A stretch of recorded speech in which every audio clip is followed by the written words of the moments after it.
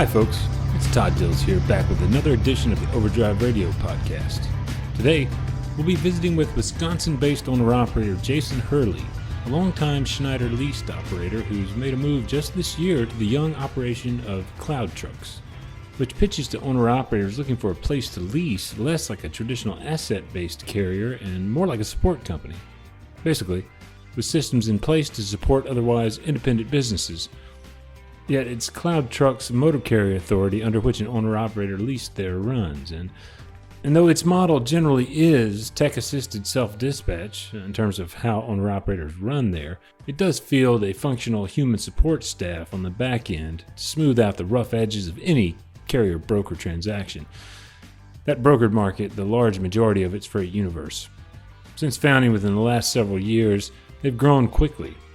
They were up to more than 70 owner-ops leased as of the company's most recent MCS 150 federal update earlier this year. What's been owner-operator Hurley's experience running exclusively with them since then? Well, we'll get there, but before I hand it over to him for a bit of an introduction, here's a brief message from Overdrive Radio's sponsor. First Guard provides commercial truck insurance to leased owner-operators done right, as we've done for more than 80 years. We provide physical damage and non-trucking. Many companies make you pay up to 6 months of insurance premiums up front, but not First Guard. We bill monthly, so you get quality insurance without needing to pay a lot of cash up front. Go to firstguard.com. That's 1stguard.com. First Guard. We speak trucker. Let's talk. I own my own truck and I'm currently leasing a trailer. But for the primarity of my time as an owner operator, before January of this year, I was leased to Schneider National for 10 years. Okay. So I never had to have my own trailer. I just had to have my truck. Right. But I wanted to kind of take a break from them and find something with a little bit more money and a better percentage deal. And that happened to be Cloud. It's a percentage type of program, I guess. Yes. Yeah. For me, it is 14% of gross, and that's what Cloud's percentage is, and then I keep the rest. Right. But if I do remember correctly, I think they did raise that now to new hires now are 15%. For Cloud's percentage is 15%. Not 100% on that, but I do believe that is where they are. In those traditional kind of lease arrangements, it's a generally quite a sizable, a larger percentage. And there may be other costs that are taken care of in an arrangement like that. Are you at Cloud responsible for a portion of liability insurance, for instance? As far as for their structure, in my case, for instance, Cloud's percent is 9% is what they take, and then they charge me 5%. Okay. So it's a total of 14%, and the 5% that they charge goes towards the liability coverage. I'm still responsible for my own workers' comp and my own bobtail insurance or unladen liability insurance. Right. Just like pretty much with any other character or carrier out there. That's pretty standard. Yep. But that's how they kind of break down the insurance. Other carriers that I like Schneider that I was leased to, they took care of that other portion of the insurance, but obviously Schneider's fees are substantially higher than the 14% that I pay at Cloud. It was 35% with Schneider. Which hasn't been uncommon over the years at some of these traditional carriers, right? No, that's, even like Landstar is another one that's kind of on the same model as Schneider. And they're somewhere around that percentage. I know depending on whether you have a trailer or not with Landstar, those percentages change a little bit. Right. But, obviously there is an increased cost on my side for having to have a trailer, but the difference in percentage more than makes up for that cost. Were you always on like a percentage kind of structure at Schneider? I know in the past they were offering like some choice, and people would flip back and forth depending on what they were reading in the market. In when I first started with Schneider, they had a mileage instead of percentage thing, but they got away from that and went to straight percentage. And now they, as far as other people that I know that work for them, they also have some that are just all in rate, but that isn't, I don't have exactly firsthand knowledge of that because Right. I'm no longer employed there anymore. But Yeah. I do think that, especially with the way the rates are in the markets and stuff like that, that companies like Schneider have to find a way to get a little bit more money in the owner operator's hands. As Hurley suggests, given aggressive expansions that have been made by companies like CloudTrucks, utilizing sophisticated technology to put self-dispatch power in owner-operators' hands and, at once, attempting to boost significantly take-home income prospects, getting more money in a leased owner's hands is indeed something of a must all around the industry. Pressures on traditional leasing models, too, have led carriers to lean more heavily on affiliated brokerages, including Schneider, who's been investing in its own technological sophistication. Late last year, I reported on Freight Power, for instance, Schneider's platform for independents working freight through its brokerage. I spoke with owner-operators Crystal and Jeff Kozlowski of JAK Transport, who lauded no negotiation prospects within the Freight Power app, that Book Now functionality for loads. And they reported good income, hauling mostly within Schneider's power-only network. Some of those pressures on traditional models, though, most prominently the rise of the ABC independent contractor test in California and elsewhere, also seem to sit most comfortably with the percentage method of pay, where a leased owner clearly exercises a degree of entrepreneurial calculus somewhat greater than an operator running miles. That could be another reason the predominance of percentage pay for leased owners in Overdrive's audience grew by another 6 percentage points, from 71 to 77% as of the latest results from Overdrive's updated compensation survey. It's by far the dominant pay package for leased owners. When I reached out to Schneider reps in Wisconsin this week for information about its current pay package options and its leasing program, I didn't hear back in time for this podcast's airing. Stay tuned for an update. You just moved, you said, in January this year? Yes, sir. Yeah. And what attracted you? What was the initial attraction, I guess? I like the benefits for what Cloud had to offer, as far as being able to, because with Schneider it was all just whatever they paid is what they paid. With Cloud, you get to work with the brokers and negotiate on rates if you want. They also have like instant book loads and stuff like that you don't have to negotiate on. But I basically wanted to kind of have more control on the revenue that I was making and the decisions on as far as what rates are going to be and stuff. And that it is a little bit challenging having those negotiating skills and being able to effectively communicate with brokers, but it's something that I think I excel at, and it's something that brings a little bit more challenge to the table. And I like that. I like having a little bit more challenge in my daily driving. That's an interesting aspect of the operations, but one of the selling points that the folks at Cloud that I talked to, but the platform I know that they've set up is one of their big selling points, and in that case, it seems like there's a lot of assistance there that enabled a lot of more effective planning in a lot of ways. Yeah, that is an option for the drivers to use. To use, they have the schedule optimizer, which will help you find, depending on where you want to run and different lanes and stuff like that. You can pick what states you want to leave in or leave out, and how many days you would like to work for, and then it kind of helps pick the best loads that are there. Yep. And that's helpful for some drivers. And I like the challenge of doing it myself. So I mean, it would work for some drivers, and for other people, they might not want to utilize that tool as much. And as far as my time with them, I haven't really used the schedule optimizer, but I know a lot of drivers that do use it and do love it. I just like the challenge of finding those really, really high paying loads and negotiating on them and getting them for the best price I possibly can. So it all depends on the goals and what you're looking for, and what you want to get out of it. But they do have a lot of help when it comes to that. And the technology side from CT is great. I love their app. I love all the tools and everything, and the way they pay, how fast they pay. and everything that comes with it. It's just a great experience working with the people there. The delivery of payment is pretty is almost instantaneous upon proof of delivery. Eh? Yeah, it is very fast, faster than any company I've ever worked for. Most of the time, I would say it's very common to get it, depending on what time you deliver during the day, will kind of deliver on how fast you get it.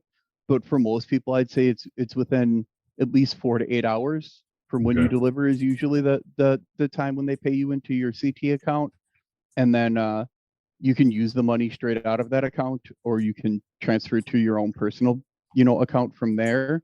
And that's usually 2 business days.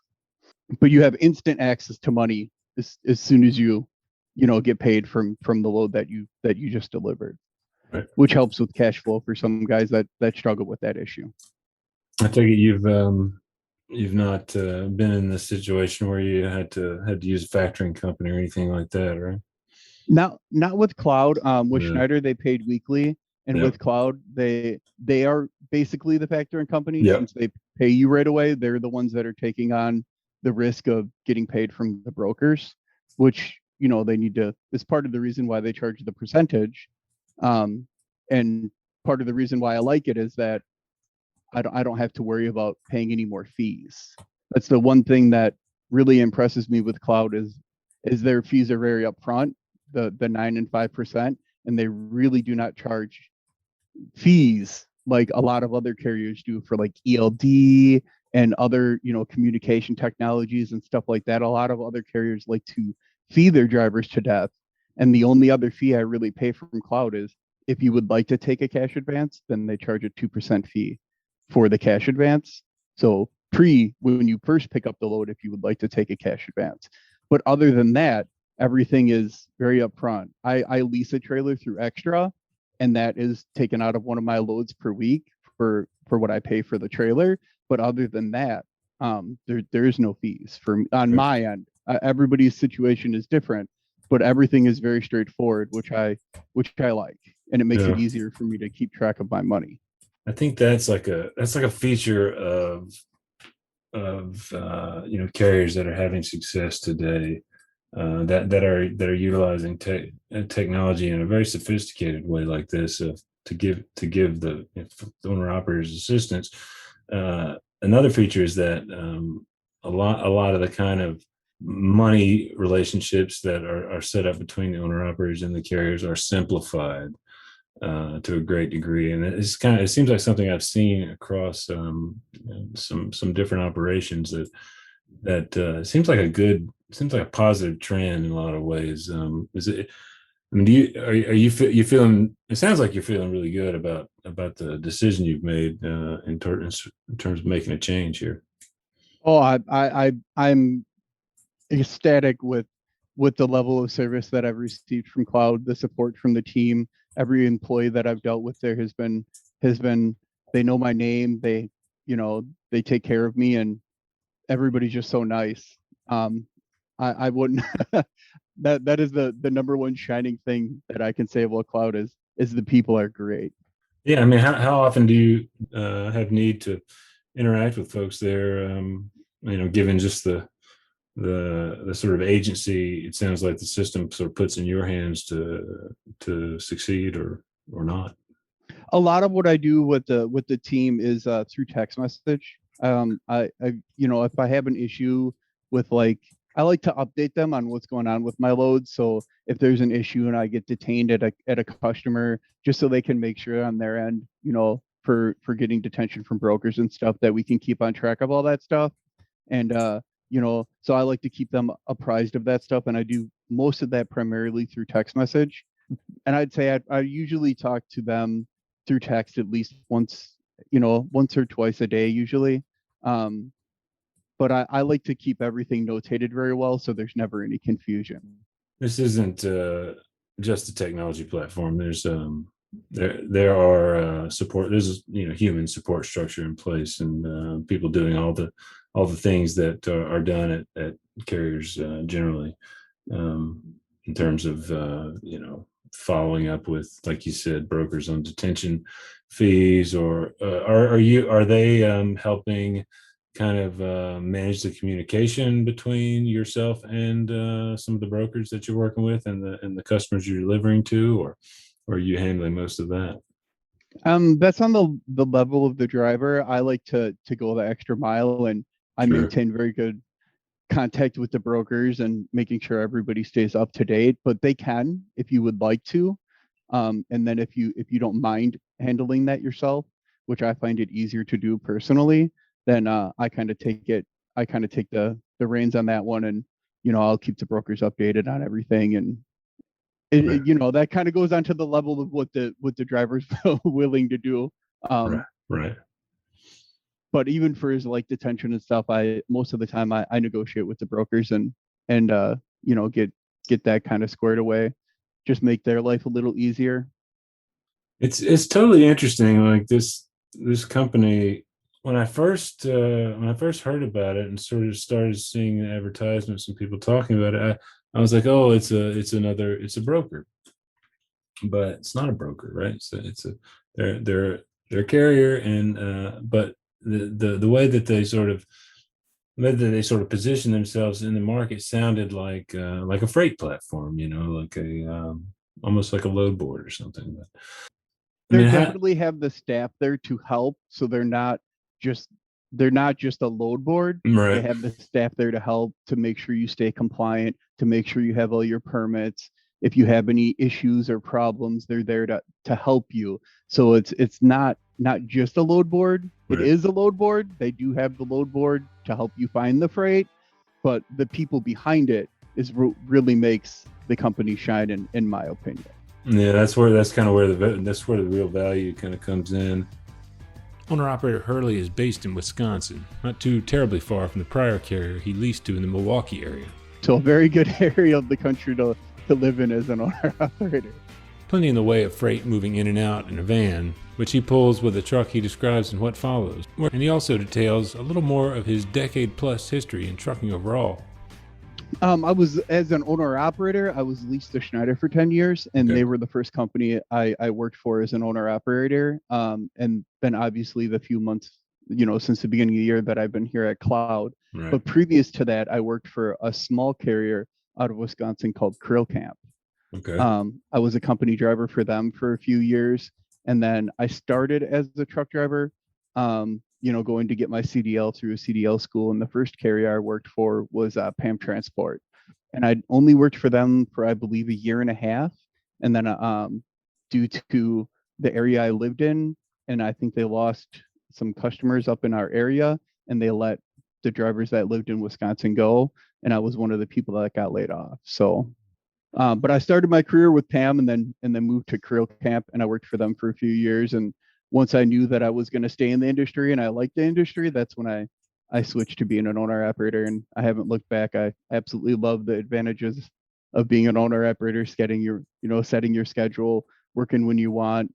There's just a lot more flexibility in a driving career when you have a lot more control on all of those aspects, in my personal opinion. It's not for everybody, but for me, it works great.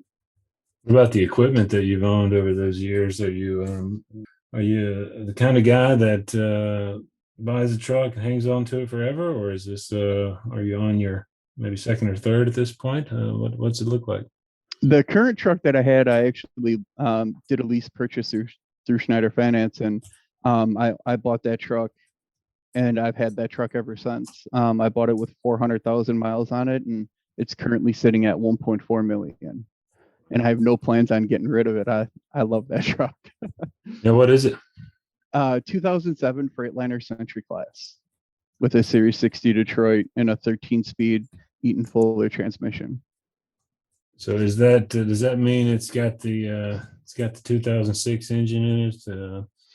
Yeah, 2006 Series 60. It's just pre DPF, right? That was the point. When those trucks were first coming onto the market, they had a lot of issues with them. And when I was looking at buying this truck, I specifically bought this truck because it was the last year that you could buy a pre-DPF truck. Yeah. And 2008 is when all the trucks switched to having DPFs on them. Boy, they made a lot of those that year. Yeah, they sure did. It's a great truck. It made it 1.3 million miles before I rebuilt it and did a did a rebuild on the engine and transmission, and hoping I can get another million plus out of this rebuild. You mentioned that extra lease arrangement that you have on a trailer. Is that a dry van? I'm assuming. Just safe to Yes, assume. yes. Did I remember correctly that CloudTrucks has a special partnership with them on that? Yes, they do. They do. I did get the trailer through CloudTrucks.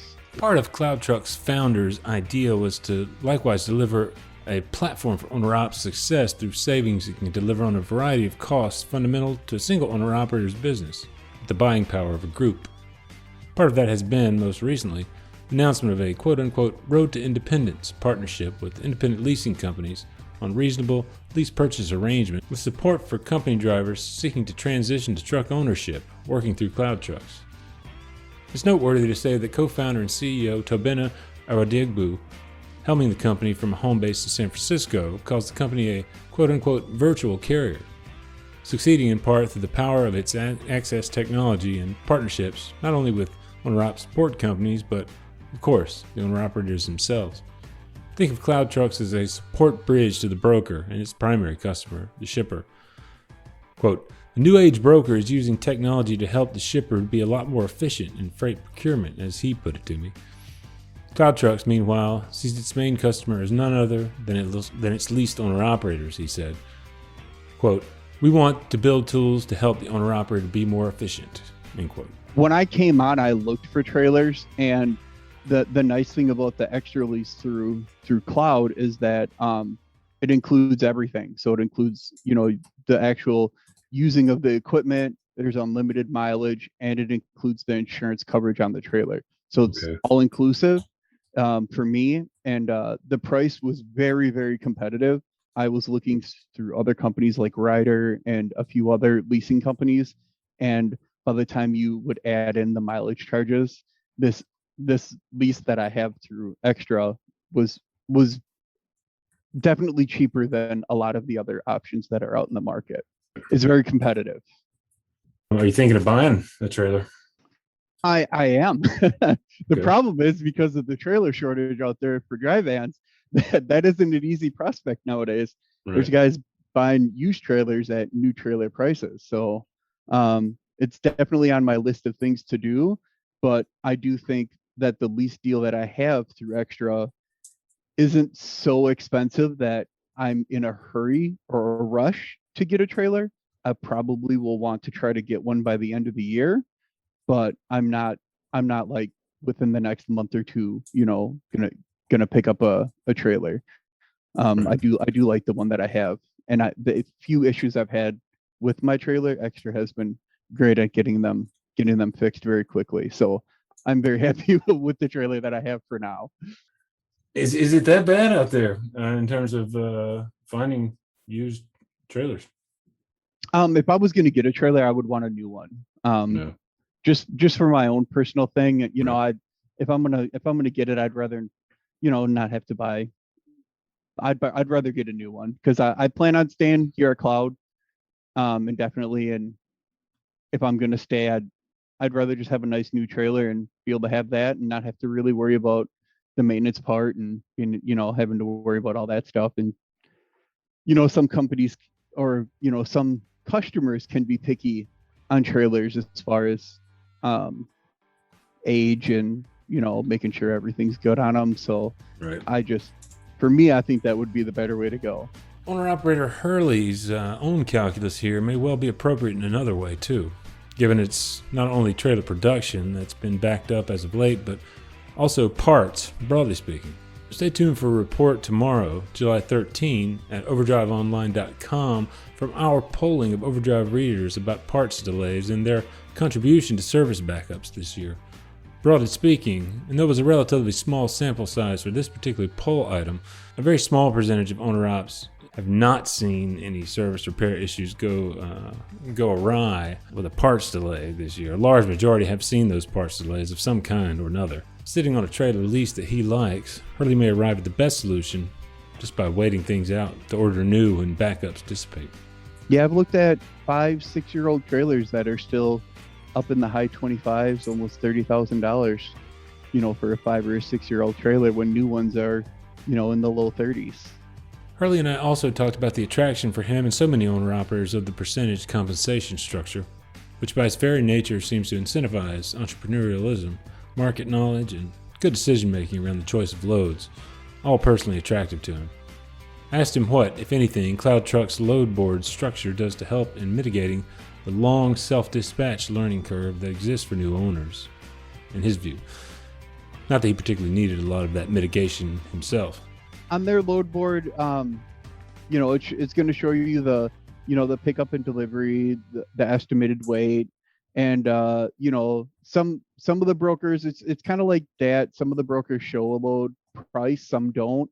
But along with that, Cloud also has their CT estimate that kind of gives you an idea of what the generalized for. I think it's 14-day. I'm not exactly sure on that, so don't quote me on that. But it's a certain day range of what that lane has been paying. So it'll give you a range in between the low and the high side for that lane. And that is all very, very helpful information to kind of help you decide whether that's a lane you want to run. And it kind of gives you a good idea of where to start at, if you were to negotiate with the broker on the rate for what you would want for a lane. And sometimes those rates just don't make sense to me, and I talk to the broker and bid way higher and get it. And sometimes I don't, but it's all great information to help me make the best decision possible I can for where my equipment's at and where I would like to go.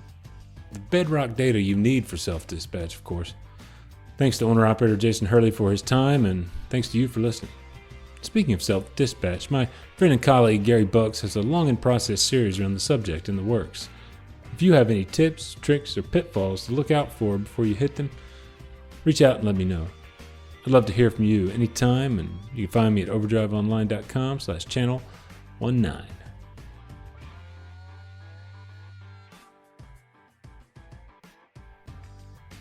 Overdrive Radio is a production of Overdrive, the voice of the American trucker.